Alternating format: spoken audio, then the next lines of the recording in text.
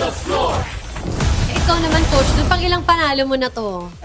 Uy, ito.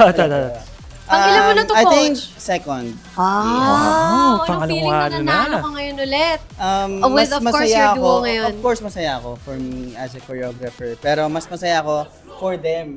Kasi at least, na-experience na nila yung feeling na binigay nila lahat and then merong result na fulfilling din sa kung ano yung binitaw nila on stage. Yun ang importante, I'm proud no? ako. Yung sense of fulfillment. Oo. Ang sarap niya. Kaya naman yung pinag-uusapan nyo, kailan mananalo, part yun ng journey yun. Kaya ganun kaganda yung performance nyo ngayon. O guys, ano namang message nyo para kay Coach Jun? Ngayon nanalo na kayo under him. Coach.